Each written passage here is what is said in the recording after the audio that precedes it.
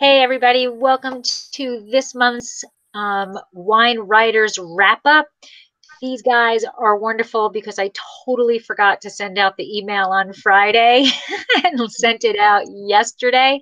And thank you so much for taking time out of your busy schedules to come and join in the conversation and all of the Google technical issues that are occurring. So thank you very much.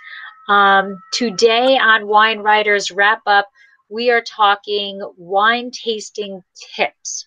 So my thought process behind this was, I know a lot of people, and myself included, when you first start tasting wine, you're nervous. You're like, oh, I don't know what that is. I don't know how to do this. I don't really know what I'm tasting, and you get intimidated if you're tasting with somebody else, and and one of the things I hate to do and why we don't do it on our label is I hate reading what I'm supposed to be tasting or smelling, because in my brain, once I see blueberry, oh yeah, there's blueberry. So we're going to talk about some wine tasting tips, hopefully some things that we can tell you that make it a little bit more fun and relaxing and help you to improve your palate and your aroma ability. But first, let's introduce ourselves. Debbie, I'm going to go left to right, so you're all the way to my left. Go ahead. So I'm Debbie Giaquindo. I'm the Hudson Valley Wine Goddess. I'm a wine writer. I am owner of Kitchen 330, which is a restaurant in Stone Harbor. I'm author of Tapping the Hudson Valley, a book on traveling and visiting all the craft beverages in the Hudson Valley. I'm co-owner of Happy Bitch Wines, and I don't know if I left anything out. It's Monday. Co-host of Wine for Bet Street. Oh, yes, co-host of Wine for Bet Street with Lori. And that's probably about it in a nutshell. And Michael? Yeah, Michael Kelly. I'm out in California, and I write for my own website, California Wines and Wineries. I also blog on Facebook, California Wines and Winery. Those are the two main things I do. Wonderful. And Nicole? Hi. So I'm a wine writer, and I also work at a wine store, and I teach. And let's see what else. Oh, and I'm a co-organizer of Bachanage Forum, which is a event for women in wine happening in just under a month in Napa Valley. You can find me at Nibbling Gypsy and Psalms Table. Those are my two blogs. And then I also do a pairing series for Wine Spectator called 8 and 20. Wonderful. And I'm your host, Lori. My husband, Michael, and I own Dracaena Wines in Paso Robles. We focus in on Cabernet Franc, and I'm going to stop there with that, because if I keep going into what we're doing, I can't even remember all the stuff I'm doing. But yes, so welcome to Wine Writers Wrap Up. And before we get into the actual tips, I'm going to shock everybody. And I am drinking water tonight. I am drinking water. I am actually giving my liver a little break this week because on Sunday I am heading to Cancun. And I know once I get there, it is just going to be downhill in terms of, drinking. So I decided that this week was going to be a little detox time for my liver in preparation so that it can go into overtime starting next week. So what about you guys? What are you drinking? I got a glass of Oregon Pinot Noir from Planet Oregon. Planet Oregon. Yeah, where's my thing here? This is the first time I'm using my tablet, so. Oh, there you go. Yeah, Planet Oregon. I don't know where it came from. We belong to the Oregon Pinot Noir Club, so I'm thinking it came from there. It's 2015. And I was also going to give my liver a break, having just come back from 4 days in Lodi. But then when I got the news that somebody passed, and I said I have to have a glass of wine. And the last trip I was on with her was Oregon. So. Oh. Yeah, so that's what I'm drinking. Okay. And Michael, I did see wine in your hand. Yes, for one of the few times that I always felt like you guys didn't really think I drank wine. So I have a glass of Wood Family Chardonnay. They were here just recently for a winemaker's dinner, and they also they came up, did the winemaker's dinner. They won double gold at San Francisco Chronicle in 2018 and double gold in 2019 this year Very for their nice. Chardonnay. Very nice. And Nicole, I'm sure you just like kind of rushed home. Do you have anything in your glass? Well, I went for a run and then took like a quick shower. So I'm drinking kombucha because I wasn't quite ready to start drinking wine. All right. I did wear a wine t-shirt since I couldn't be drinking. So I'm wearing a Tessier Femme Fatale Rosé t-shirt. That is very cute. I love it. I love it. A little pink panther with some pink wine there. I like it. And I didn't understand a word of it. So. Well, it's all on the t-shirt somewhere. Okay. Somewhere. All right. So let's get into some wine tasting tips. The first thing I thought of is when I first started drinking wine and tasting, we didn't really have a set format. We were like, oh yeah, it tastes like this, it smells like this, blah blah blah blah blah. And then as I've started, getting further into wine and taking other classes and things like that, what kind of developed itself, or what I adapted myself to, was the WSET tasting sheet. So I actually started with level 2 and then went to level 3. So do you guys use tasting grids, or how do you go about your tasting notes? Well, I spent years first with the court of Master Sommeliers and then with WSET. So to some degree, I have those ingrained in my brain. So I think they can't help but inform like how I think about it. But I don't really use the grids specifically anymore. Right. Well, what do you say is the difference between the courts grid and WSETs? I don't think I've actually ever seen the courts grid. So to be honest, they changed it they've changed both grids since I took them. So I'm not 100% sure of the differences at this point. But one thing that I can say is that like the grid for WSET, particularly once you get to level 3 in diploma, they kind of leave it mostly blank. They kind of like you get like sort of prompts on the side, but you're supposed to kind of remember a lot of it.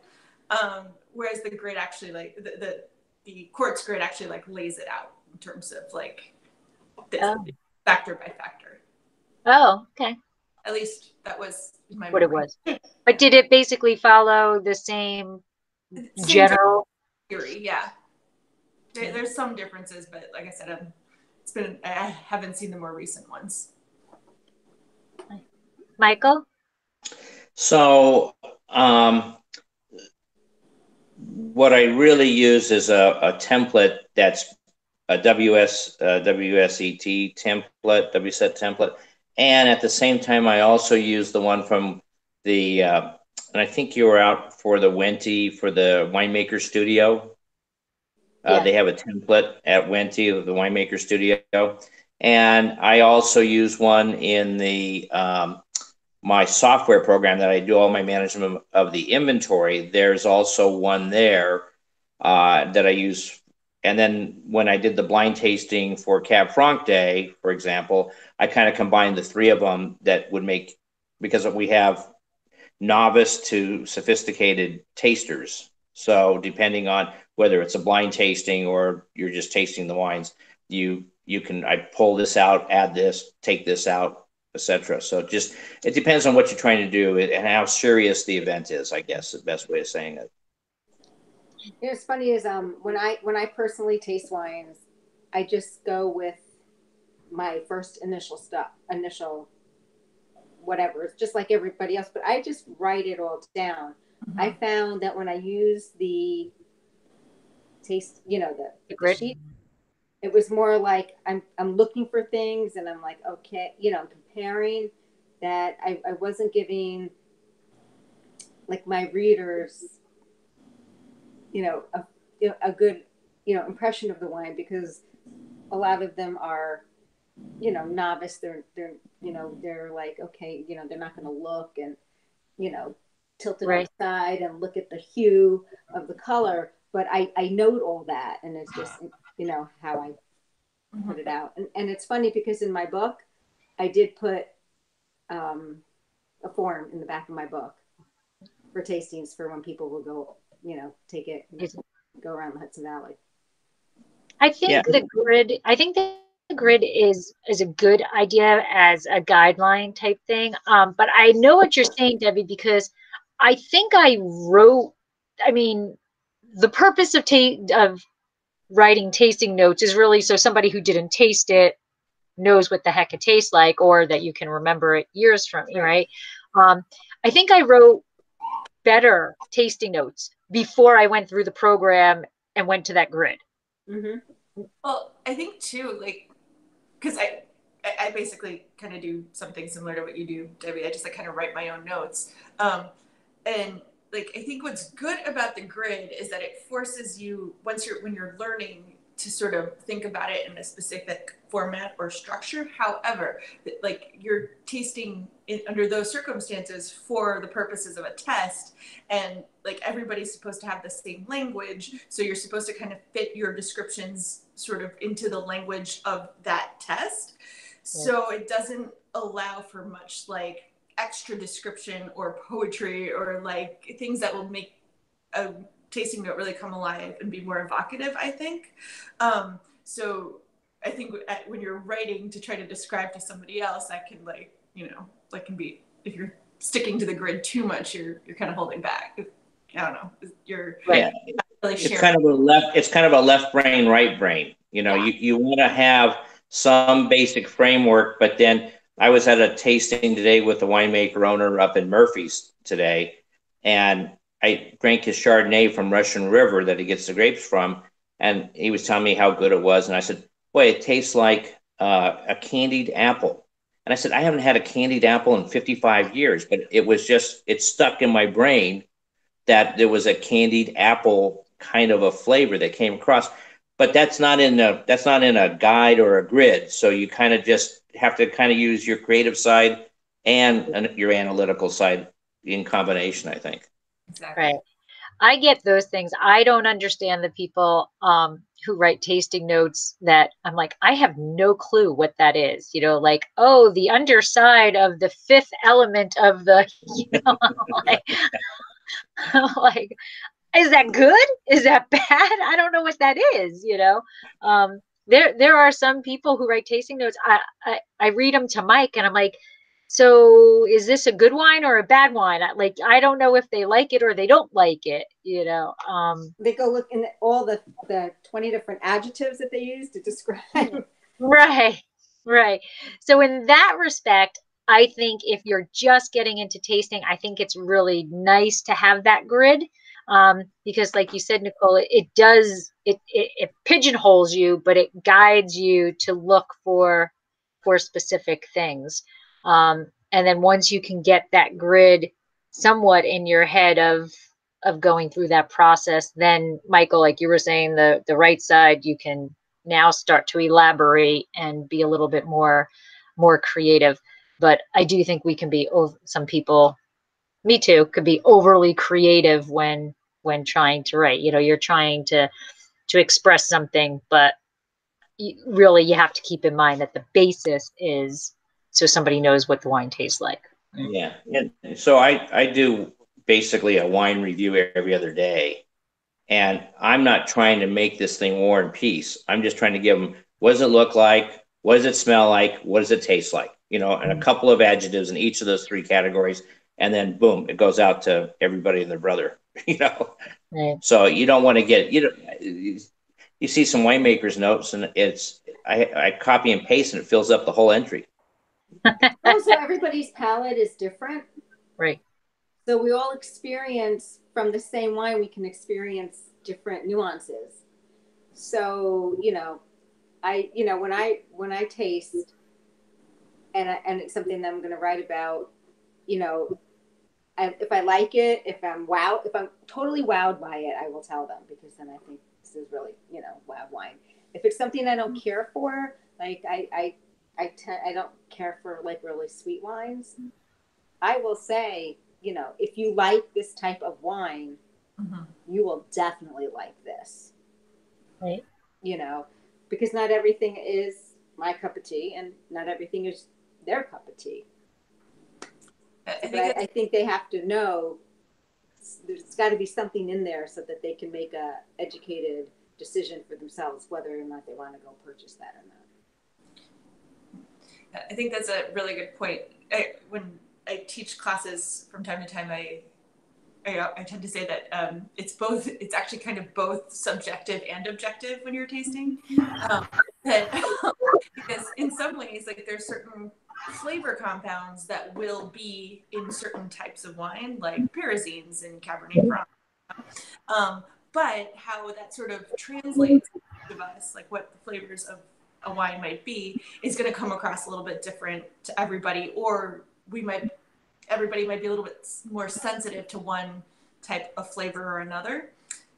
But that said, like, my raspberry could be somebody else's strawberry, but it's still in the fruit camp. You know, when you're talking about certain things, you just have to allow for some leeway. Right.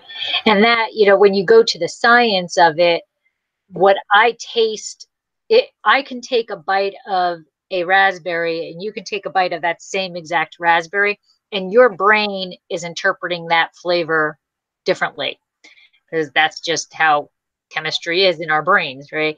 So everybody's palate, I mean, really everybody's palate is different, and it's really your brain interpreting something. And I think that some people take so much concern over the tasting notes, but like even colors, you know, what's the difference between a dark ruby and a garnet, or, you know, a light garnet, or, you know what I mean? Like, what? So, well, that one I have an answer for. Garnet is orange, ruby's like kind of according to the tests, right? Right. Then, well, anyway, but sorry. No, right. But according to the test, there's a very definition, you know, it's, you know, the purple with the red, or, you know, but my eyes are seeing that differently than your eyes are seeing that, you know? And I don't know, does it really matter that much? Like, does it matter that much if that color is that slightly different, I guess, is what. I think it only it could be helpful in the context of a test if you're blind tasting something, because it might give you a clue, but it might not. And it's not going to really change your enjoyment of the wine in an everyday context at all. Right. Yeah. So I don't think you need to be, people who are new to tasting need to be so stressed over, ooh, is this garnet, or is this, you know, ruby, or, you know, I think purple is a piece of cake. Purple, you know. Yeah. But I think the description of the color, you can lead your readers in a certain direction. So the other day I used the word royal purple. Well, that means that must be a good wine, you know, a royal purple, as opposed to a raunchy purple. You know, I mean, the adjective also, I mean, relative to how you're describing it, this is a raunchy purple color. Well, no one's going to read anything beyond that. So if you put royal purple color, people go, well, I don't really know what royal purple is, but that sounds like I want to keep reading, you know. It definitely sounds much better than raunchy. Yeah. All right, let's so we kind of talked about, as I brought up by sheer accident, the first thing is looking at it. The next thing is basically sniffing it, smelling the aromas. And as you smell the aromas, you know, we have, by the tasting grid, we have 3 levels of aromas, right? We have the primary, the secondary, and the tertiary. I personally find them blending together. Like, I never really like think about which is primary, secondary, and tertiary, except for the test. But what about you guys? How do you go about those aromas? Well, I mean, agreed. Like, I think when you're talking to most people aren't thinking about it in those terms. So what I like to, and I also think, I think a couple of people have brought up earlier, that sometimes these terms can be so intimidating, and wine is already so intimidating. So I kind of like to give people different context to think of these things in. So since I had a culinary background before I had a wine background, I kind of think of it one way, is to think about it of like, instead of think about it as wine, think about it as like sauce or soup. It's like when you're already kind of, I think a lot of us are already used to thinking about those things in terms of like, ooh, what's that herb in there? What do you think that is? Is that oregano? Is that thyme? And I feel like wine tasting is like really similar to that. So I think putting it in a different context, is a good thing. And then instead of the primary, tertiary, secondary, tertiary characteristics, another sort of mental sort of game I like to tell people to play is sort of take a walk around your kitchen. Like first look at the produce, see what's in the produce section, and then what fruits, what vegetables, what condition is that fruit or vegetable in, and then take a look at your spice cabinet and see if any of those things in your mind resonate. And then maybe take a walk outside and see if you're getting anything, foresty. That's a good tip. Yeah. That really is. Yeah. And I just want to backtrack a little bit for those who are watching or listening who don't know what those are. Primary characteristics would be actually from the grape itself. Secondary is what the winemaker does to it, the oak or something like that. And then the tertiary is actually the aging of it.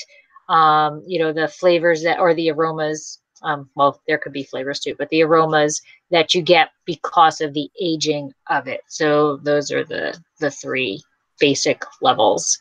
So any other tips, Debbie, Michael? When I taste, or and I'm doing the aromas,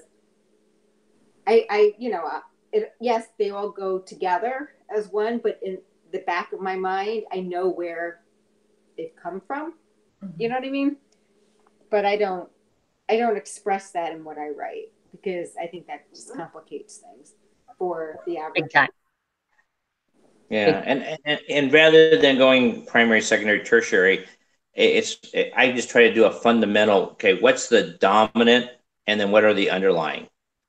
Right. And you can smell this and go, oh, it's strawberry or cherry or whatever, and you put that down, and then you say, now what else is in there? What am I really tasting? And then try to pick out one or two things that are really unique to that particular wine, and that way you've got a little bit of underlying, whether it's tobacco or leather, and how it came about, whether it's secondary, tertiary.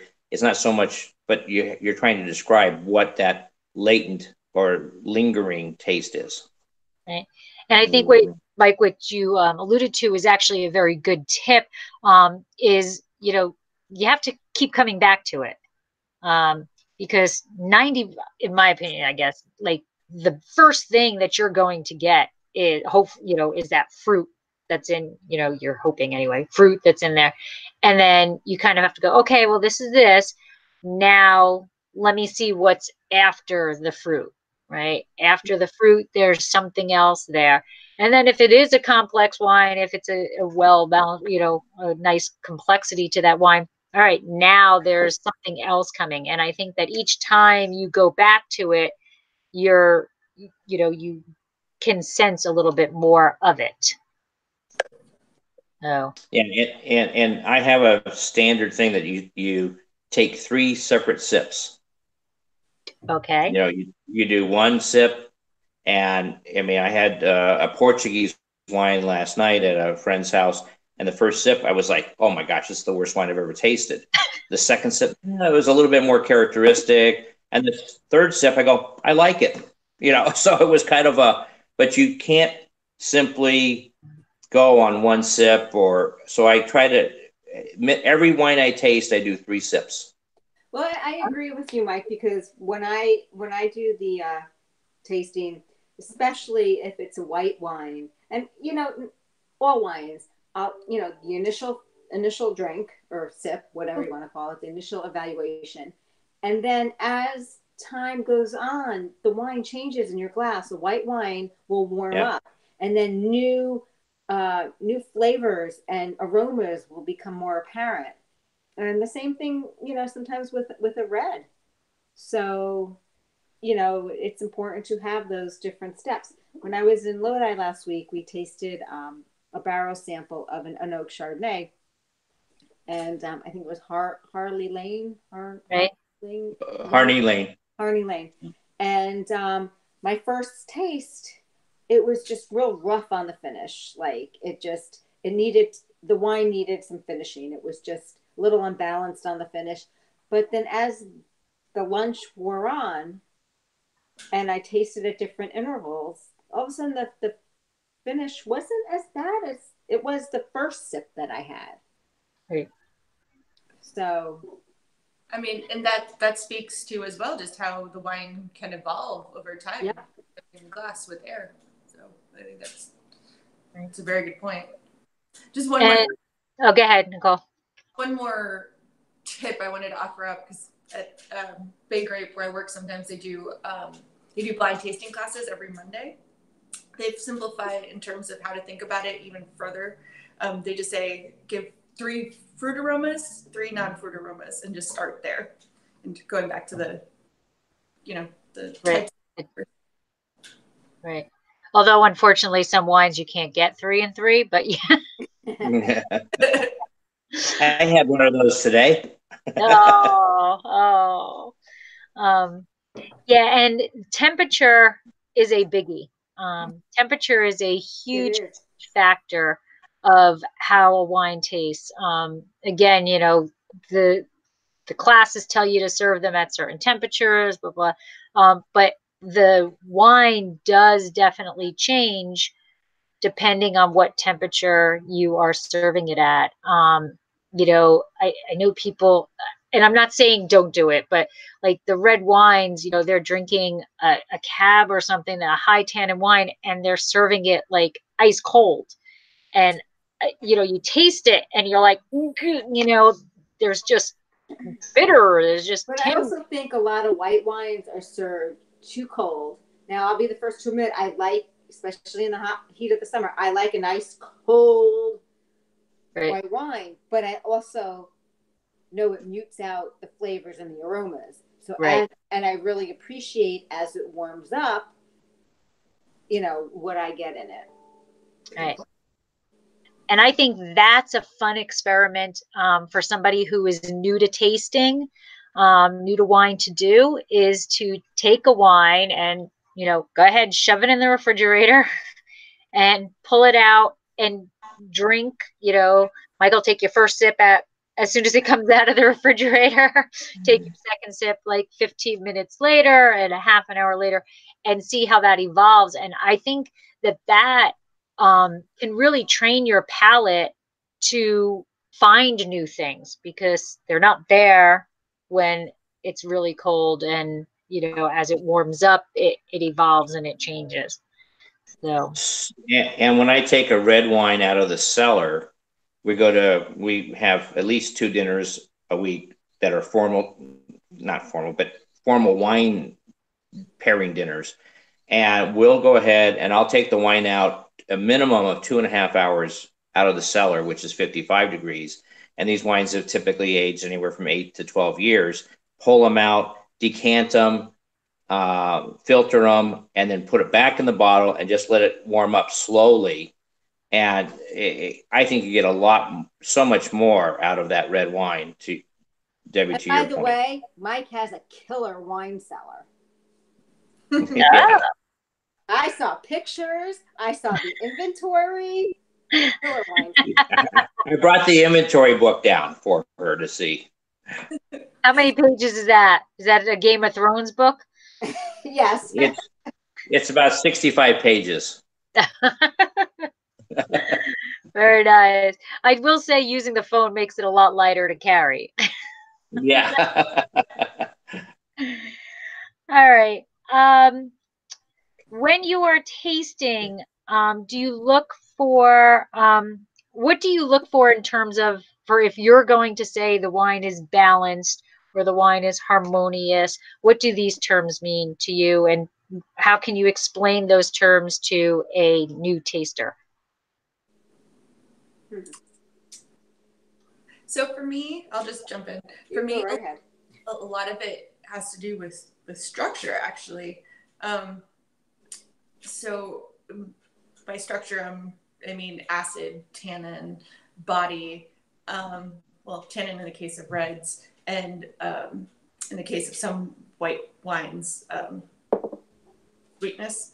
And you just need, like, I always think of it kind of as a triad, particularly like with red, like acid, acid, body, and tannin, kind of like a triangle. Right. So like everything has to be kind of standing up, kind of right. So like, yep. In certain cases, like if you have a wine that has a lot of tannin and a lot of body, but not enough acid, it kind of just falls flat.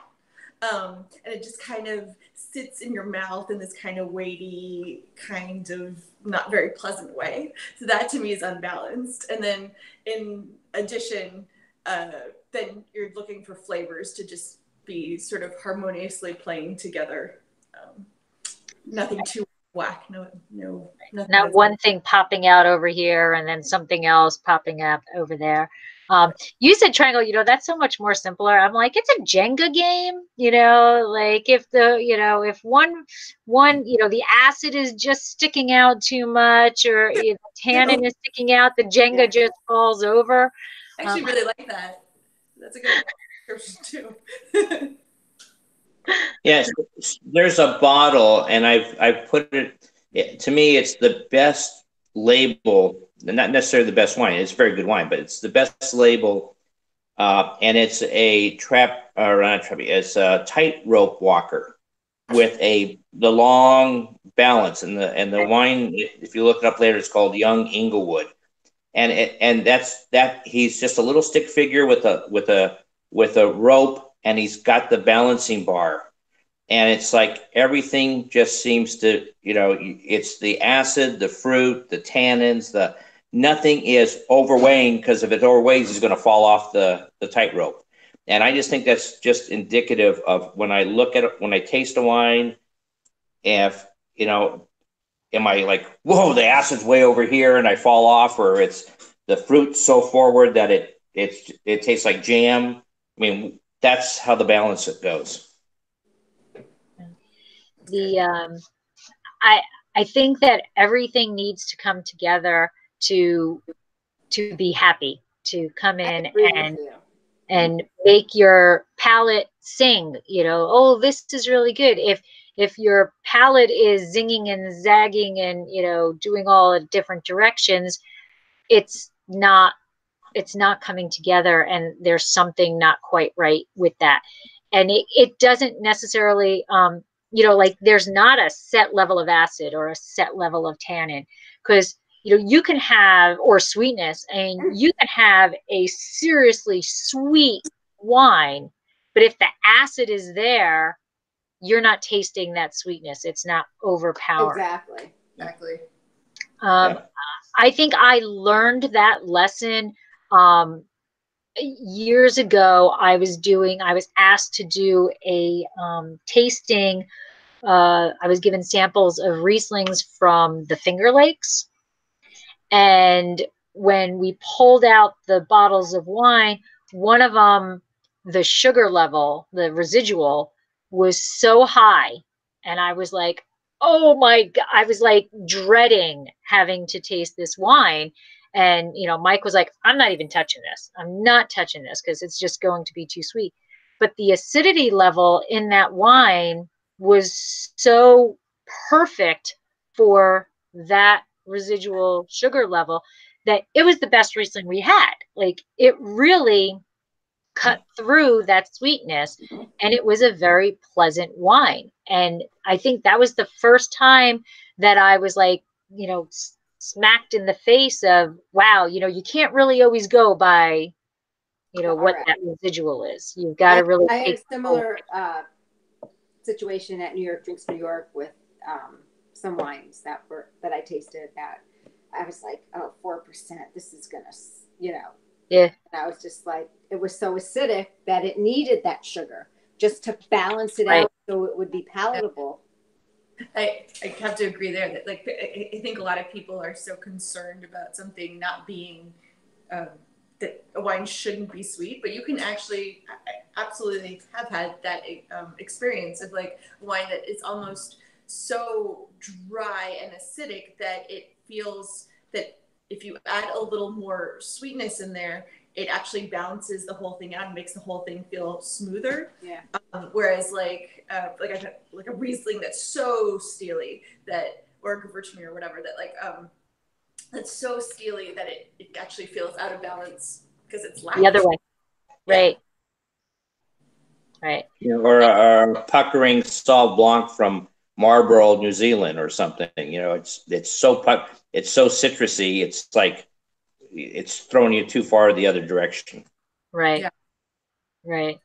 And that's coming from an acid head. You can be out of control with the acid. It can be. Yeah. All right. Michael, you kind of talked a little bit about it in terms of blind tasting. I'm pretty sure all of us have done blind tastings, right? Oh yeah. All right. I had a bunch of them over the last week. I think it is so much fun to do a blind tasting. It is. But what would you say is the first thing? And Nicole, we kind of talked a little bit about what's your thought process when you're doing a blind tasting? What are some giveaways for somebody? I mean, we might be doing it as a blind tasting, but a new taster can be looking at it. What are some of the giveaways that you use in a blind tasting to help you say what that wine is? So, well, first I kind of want to say it seems like a parlor trick, but it's really just process of elimination when you're doing it correctly. I'm completely out of practice, but you kind of do that by sort of putting things into camps. First, like we kind of talked about structure, maybe you use the color like we talked about, and that sort of helps you sort things into camps. But in terms of flavors, some that are giveaways, we talked about Pyrazines, or I mentioned Pyrazines earlier, that give things like a sort of green or bell peppery note. Once you get that in a red, it's like you have like three options, right? Cab and Cab Franc. And then from there, you might use the structure to sort of help you sort further. And then if you get it in a white, it's Sauv Blanc, and that's it. And you pretty much know that. If you get Petrol, which is such a weird thing, one of those like weird things that wine people say, but if you get like kind of a gasoline smell, that's, you know, you have Riesling. And if you get like super flat floral notes in a white wine that are like sort of over the top floral, you have like that's another camp of like Gewürztraminer, like maybe Torrontés and maybe Albarino. So like, and then from there again, you sort based on structure, and then there's a bunch of these, but yeah. Right. And in terms of color, you know, there's certain grapes that, you know, provide a deeper color. You know, Petite Sirah is deep. You know, Pinot is more on, for the majority of them, more on the lighter color. You know, so you can help break down what you're tasting by that grape color intensity. One kind of fun one to pay attention for on those along those lines is that Malbec will tend to have this like violet pink rim a lot of the time. Like sometimes like it'll just like almost be a like bright purple pink, and it'll always have like a hint of that, which is kind of fun to see. Oh, you know, I'm going to have to start. You know, Malbec World Day is the 17th. So I've got lots of Malbec here. I'll have to start looking at that. Debbie, what about you? You have tips for helping them? Or maybe Debbie doesn't hear me now. Okay. Well, maybe I can chime in. One thing about when you're doing the blind tastings. One of the things is you have to know your audience when you do blind tastings, because we moved up to a new area 2.5 years ago, totally different area of California, and I did a blind tasting. I had wines that were typical Cab Francs, or excuse me, typical Cabernet Sauvignons from the area, and they were all in the $100 to $200 range. But I threw in a local wine, a $28 local wine. Well, I did a blind tasting. These are people I really just had met recently. And guess what? The $28 wine was the favorite because of a house palate. And you have to get out of yourself with a house palate.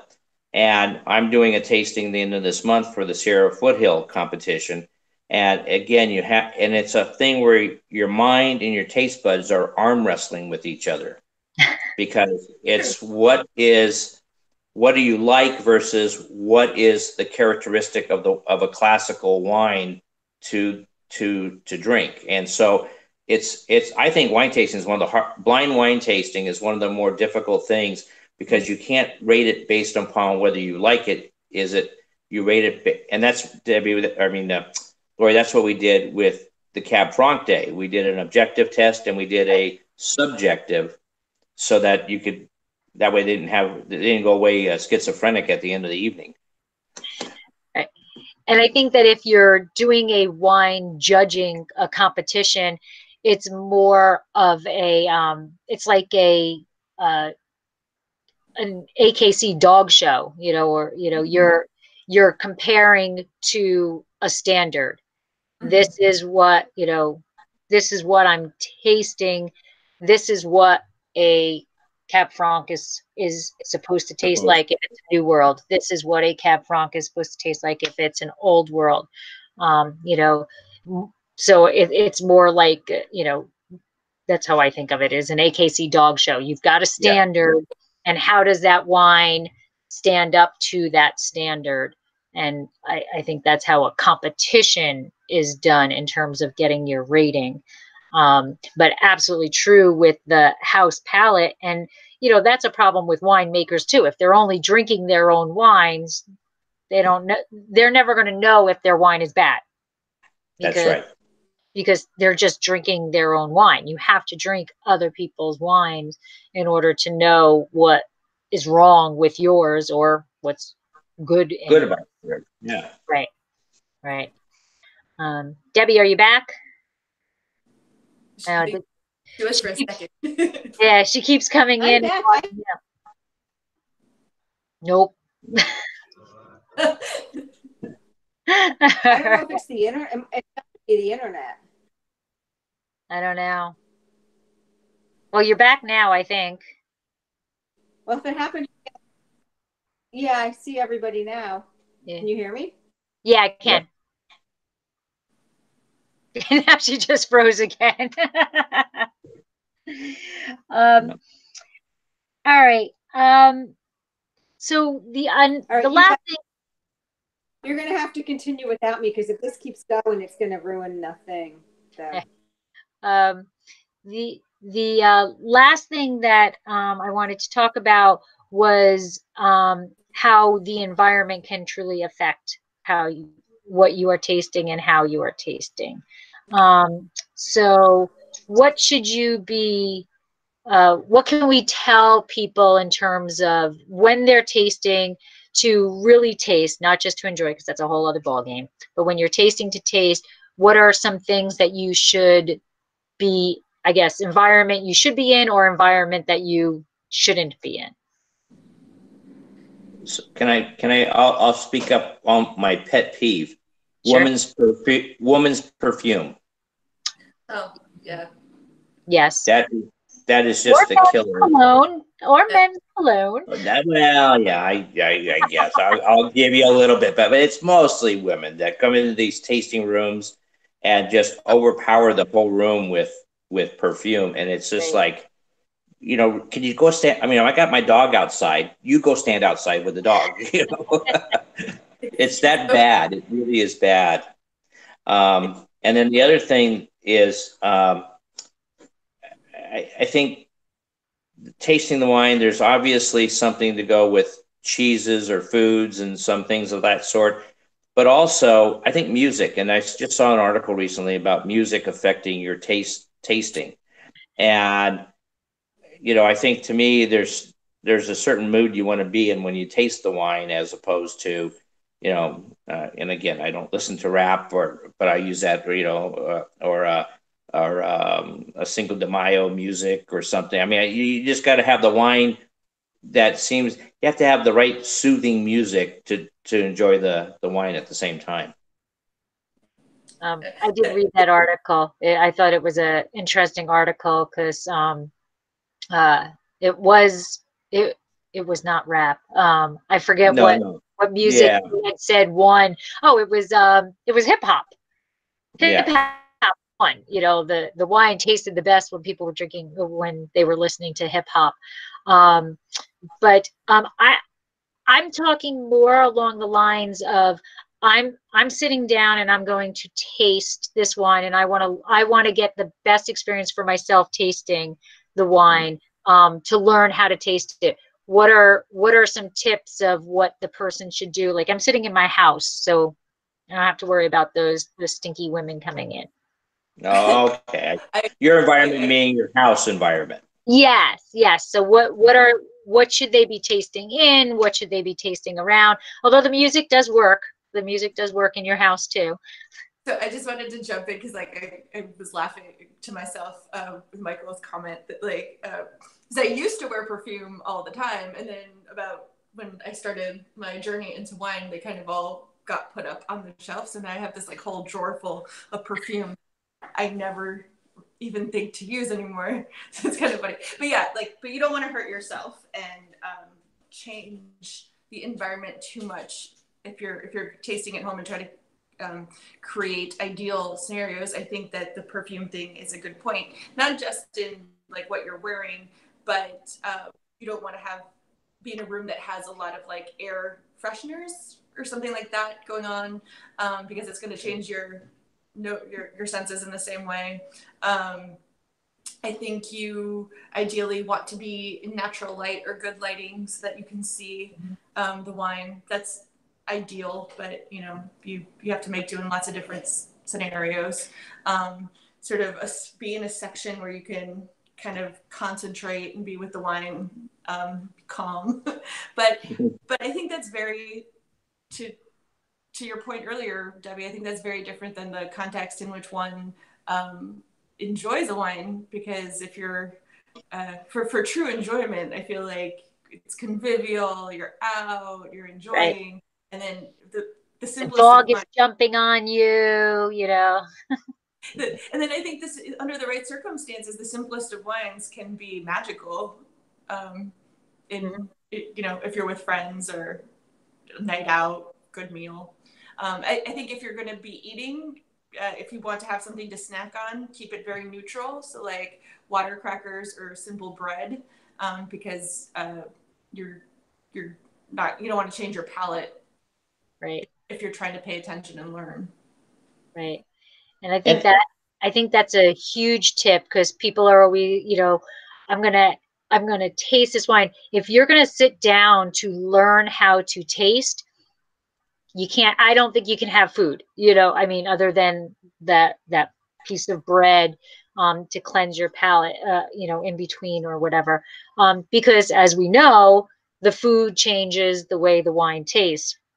And, you know, I think you're just adding to that confusion in your brain if you're adding the food component to it. I think it's important to sit down, and if you're really trying to learn how to taste, to focus in on the taste. And yes, if I'm going to be drinking the wine to enjoy the wine, that's a whole other ball game. I always recommend having a white sheet of paper with them, because that's the easiest way to see the actual color of it. You know, and if you are talking about, is it a light or a you know, medium or a dark, I'm big into just shoving my hand behind it, or if there's writing on the paper, shoving the paper behind it and seeing how well you can see through it. Through the glass, yeah. Right.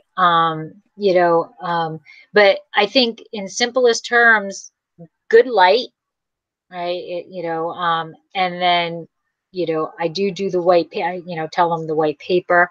And then I have a little trick to help people with flavors.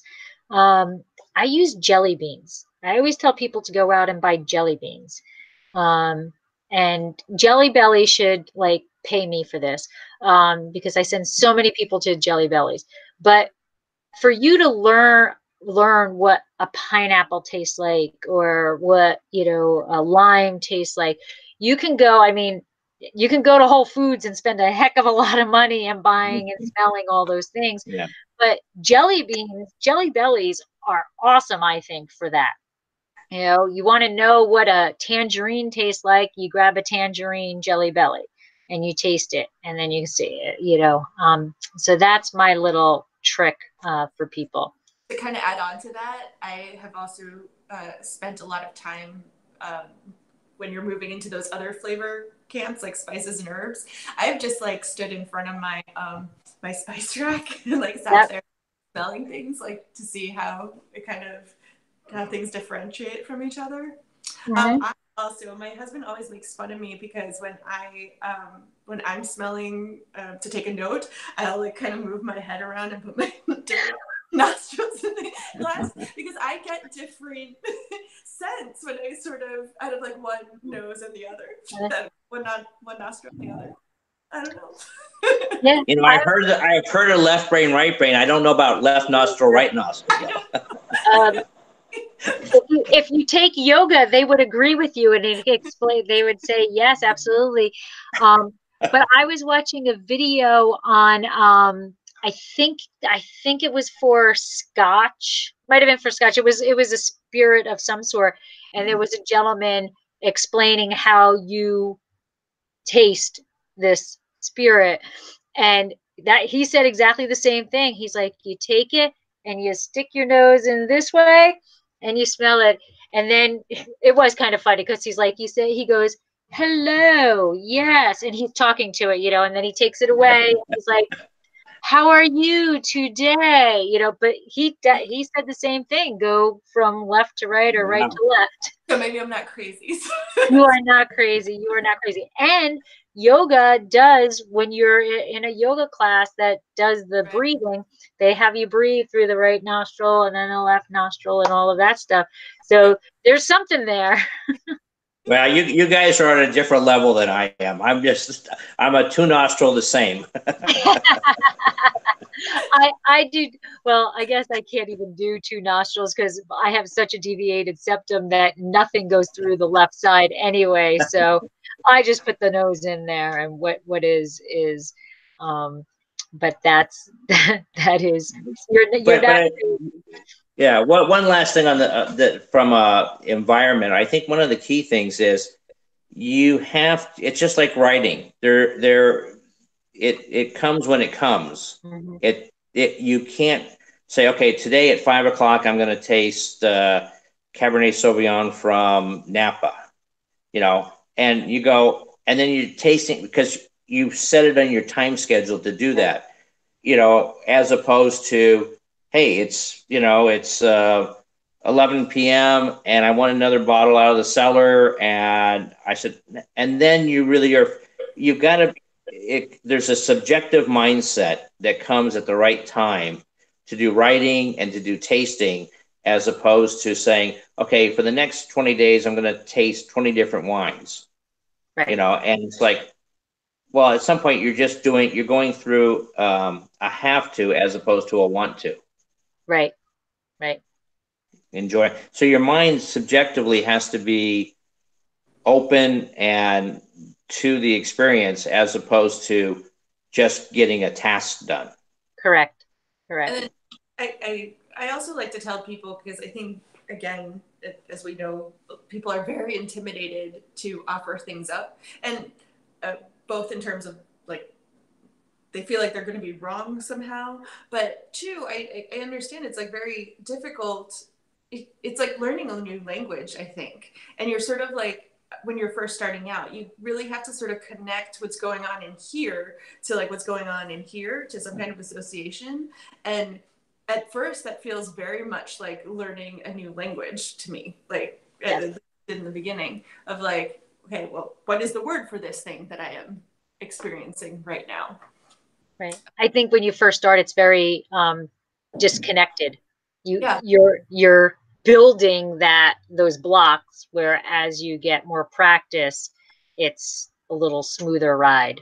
Yeah. So I think it's just in that case, it's just a matter of patience. Right.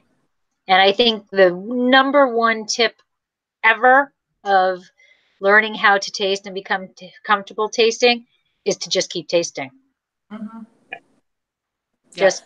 Just keep tasting. Just, always, don't give up. Just keep going and going. And, eventually one day you're going to be like, oh, yeah, I got that right off the bat without even having to think about it, So, and to that, just add one last little, when somebody's a neophyte coming in to taste wines for the first time, friends or, golf buddies or whatever, I give them a Sauv Blanc and I give them a Merlot.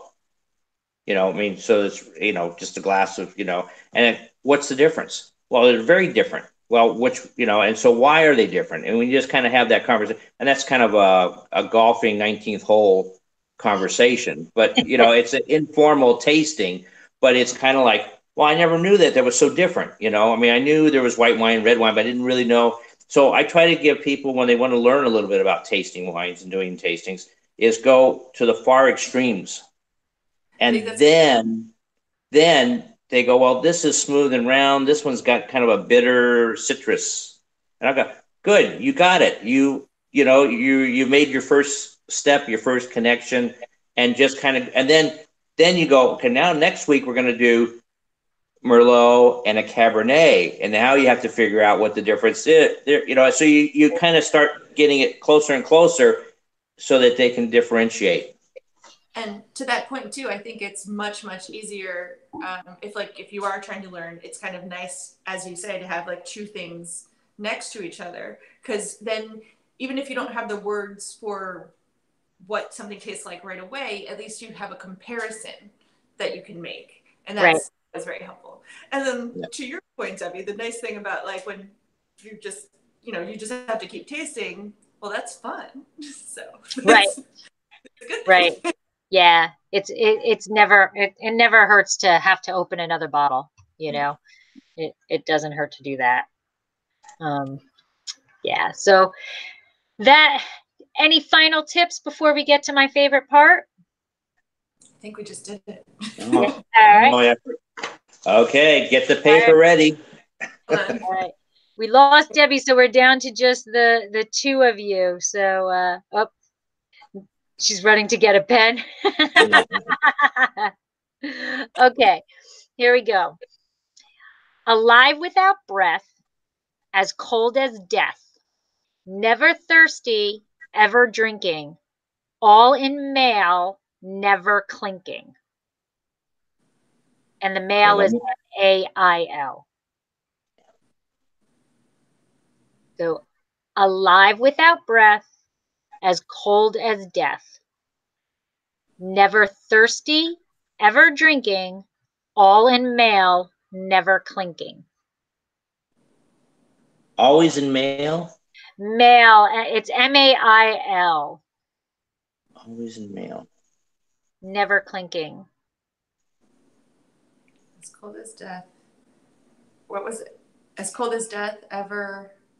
Alive without breath, as cold as death, never thirsty, ever drinking, all in male, never clinking. Sponge, a stamp. No, yeah, see, the male, M-A-I-L, is going to throw that off. Yeah. That's not how I thought you spelt it, but gonna go with the spelling thing. It's not MALE. It's armor is what they're talking about. I didn't think Okay. that's how you spelt I didn't think that's how you spelt male for armor. Okay. Why without breath is cold?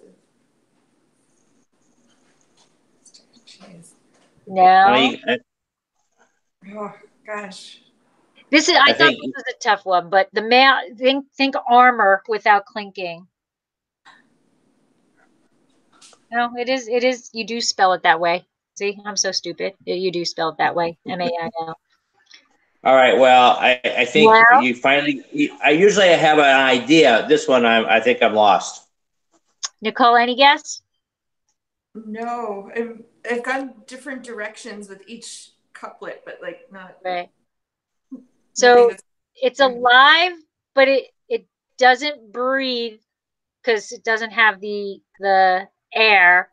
As cold as death because it's not a warm-blooded. Never thirsty, ever drinking. Oh. A root? Is it like No, but that's kind of a good answer.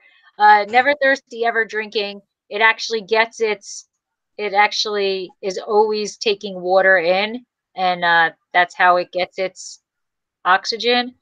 And then a shark? It's a fish. Fish. Okay. Fish, right? So the armor is the scales. The armor is the scales. So, okay. That was a tough one. That was hard. That was a tough one. That was a tough one. But yeah. It kind of led me there. I lead my students to where they need to go. Yeah. Anyways, well, we lost Debbie, so we can't say her final thing. But Debbie is at hvwinegoddess.com, and she is HV Wine Goddess on the social media channels. And we are having our wine dinner at her Kitchen 330 on the 26th. We are officially sold out, and we have a waiting list. So you can head over there to get put on the wait list. But Michael, what about you? What's your final get to know you? The Sierra Foothill Wine Competition is going to happen on April 26th, and there's 5 AVAs involved in it from El Dorado, Placerville, Amador, Calaveras, and Tuolumne. So that will happen on April 26th, and looking forward to doing that again this year. Awesome. And Nicole? So I think my focus for the next month is going to be Batonage Forum, which I mentioned at the beginning. It's a women in wine conference, although everybody is welcome, all genders, everyone. It's happening in Napa on May 4th, and you can go to batonageforum.com. And then you can find me at Nibbling Gypsy and at the Sans Table on Instagram. Awesome. And Nicole, we do need to talk because I would love to be able to get that down. If see if we can do something with that in Paso. Yeah, we talk. Yeah. So sometime in the future, when we start getting, when actually I'm there more often would be nice. Anyways, and I'm Lori. Thank you for joining in. I can be found everywhere on social media at Jersina Wines. And I actually did just start a second Instagram because, why not? But the second Instagram is called Exploring the Wine Glass. And that is really more focusing in on things like this that are non-winery related, more wine education and wine samples and things like that. So if you haven't followed me on Instagram at Exploring the Wine Glass, please head over and click. I've been enjoying your new feed for sure. Thank you. Thank you.